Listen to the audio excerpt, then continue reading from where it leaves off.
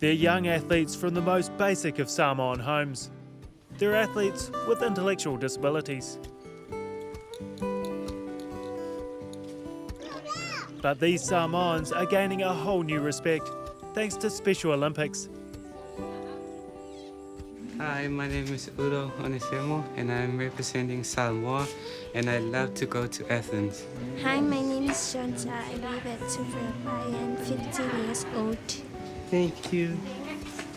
My name is Shantel. I do 50 meters, 100 meters and 200. I am very happy to go to Athens. The first athletes with intellectual disabilities to represent their small country.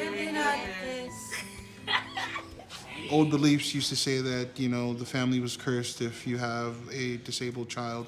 Old superstition stuff. For some, it's an answer to a lot of prayers and how to involve or inclusion of their children. We're not altogether there at the acceptance stage, but we're fairly getting closer.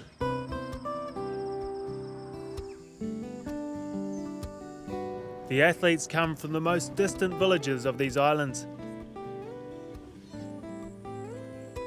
Yanetta lives in the southern village of Siemu. She's 20 years old and hearing impaired. Dad died when Yanetta was young, but he'd be proud that her world is soon to expand, taking her well beyond her little village in Samoa.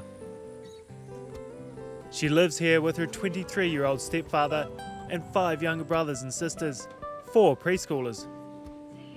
Right now, Yanetta is playing mum to her 5 brothers and sisters. With no source of income here, her mum has flown to New Zealand for work. She's picking apples. She'll be gone for 4 months. Yanetta's lived an isolated existence, spending most of her days at home without friends. The locals have largely ignored her. But now she's something of a hero. Few people in this village can claim to be a global traveller. We're actually moving into a time where society here in Samoa in particular is accepting it, and instead of seeing those with disabilities hidden away or working as house girls or and so forth of the family, they're actually exposing them to opportunities where they actually can be included and can be part of mainstream athletes or mainstream children. Tai Pisa is the CEO of Special Olympics Samoa. It's just her and a newly appointed sports officer. Tai arrived from Wellington with a marketing background, but no insight into disability. When she joined Special Olympics, she landed the mammoth job of getting a team to Athens. When Tai arrived, Special Olympics had just 12 athletes. It's definitely been an opportunity where I've had to work with athletes and work with those that have this type of disability. I had no idea at first. Historically, people with disabilities just haven't been visible in Samoa, so even finding the athletes was a mission. I think once upon a time here in Samoa it wasn't something that was accepted. It was actually kind of frowned about, thinking that it was a curse of some sort, that their child has been in such a way.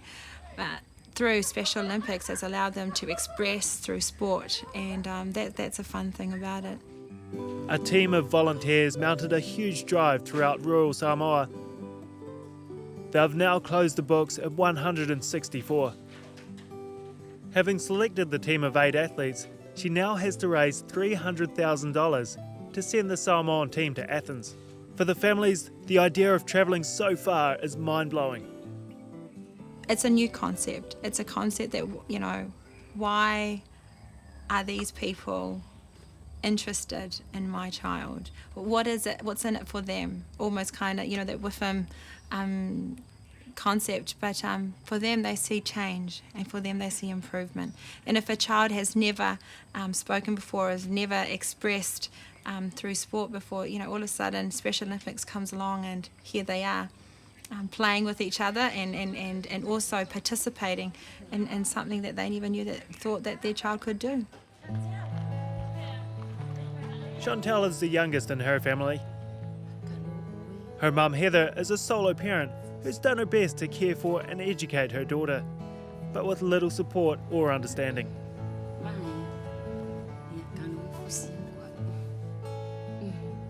Oh, very hard.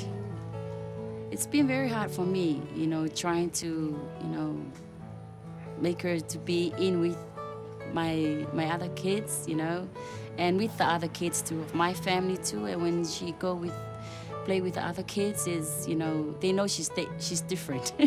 So she's just, all the kids, they go their own way, and she's just stand there by herself. Nobody wanna be with her. So I've been watching that, her whole life. This is Papa and this Auntie Esther. Shantel will represent Samoa in bocce. Like most of the athletes, she has no concept of where Athens is, nor what a plane's like. When their prize giving last year, that's where they told us that Shantel's going. She didn't understand what the principal was telling us. And then I told her, you're going to Athens for the Special Olympics. What's that? So I told her. And she was like, oh my goodness, where's my suitcase? I could, hey, wait, not now. She looks forward to it, and she talks about it every single day. Mum has no concept of what this trip will be like either. I think my whole family's gonna miss her. My whole family, even the kids, because she loves taking care of the kids.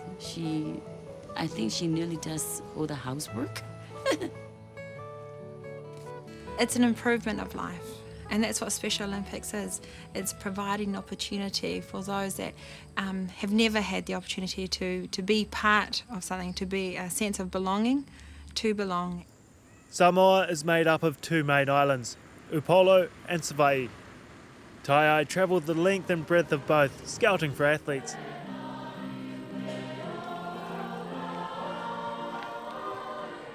Today's Sunday, but Tai is heading from Apia to Siemu, taking Shantel to meet up with Yaneta.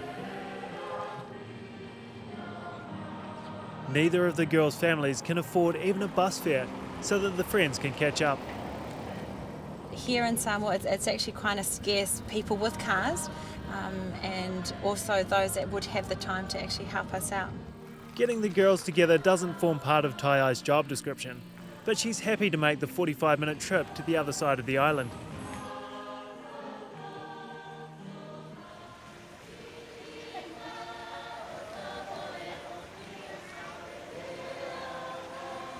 One of the greatest outcomes from Special Olympics is creating friendships for young people who are otherwise isolated. Yaneta and Shantel consider each other their only true friend. But the girls haven't seen each other for 4 months, since Yaneta finished school.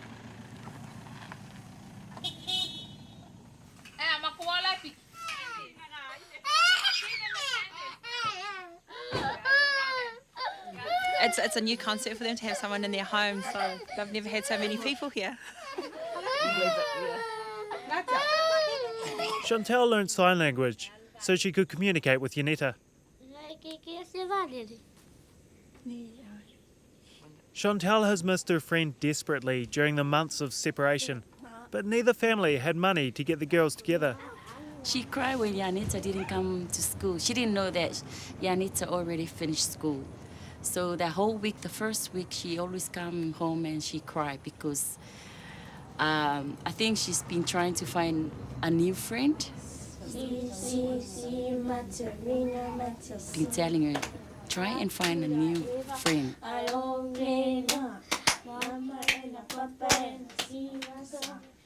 She kept on crying and she told me we had to go and catch the bus to go where Yaneta stay. So now she knows where she's staying. Oh, she lives very far. Fia lives in Apia with her extended family, including brother Jonah, his wife and young baby. He's awesome magic. When they thought of the word awesome, they were thinking of her. Fia missed out on specialised education, as did many people with intellectual disabilities here.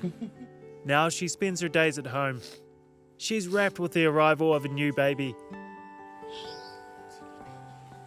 Jonah wishes she had friends and a social life. Yeah, we have our fair parties. We go to family gatherings, so on and so forth. But I just sometimes wish that she could have experienced it just like any other normal kid. You know, get into trouble a little bit, or just take dad's car without asking. I wish she could do that, but those are not in the cards. So that's what we're here for. Early morning. Got to go and get the kids from the ferry, so... The athletes meet just once every 2 months for a sports event. It's virtually impossible to get them together any more regularly because the athletes are so spread out and few have cars or can afford public transport. The athlete Taiai's meeting comes from a remote village on the island of Savaii. So Ainga left this morning at about 12 a.m. That's the ferry there. She left this morning at 12 a.m. Caught the bus from Asau to Salelonga. So she's been travelling 8 hours. All right, well, so this is Ainga, and she's a bit tired. She's looking good. Since joining Special Olympics, Ainga has been making long trips by bus and ferry, midnight to dawn, each month, just to get to Apia for training. But it's too tough and expensive. Ainga and her mum are close, spending much of every day together. Today, Ainga is moving into her cousin's home. She'll live away from mum for 14 weeks until the trip to Athens. It's pretty big for mum, leaving Savaii and so forth, so...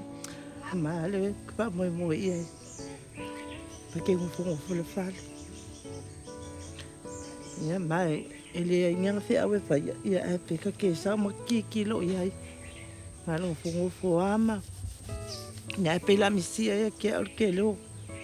Obviously it's quite emotional, and I think being mother and child, while she doesn't do many chores at home and so forth, I think she's always had company at home, so the next 14 weeks is going to be pretty tough for her. But at the same time, she's going to be loved by her sister-in-law who's here, who'll be looking after her as she prepares for Athens.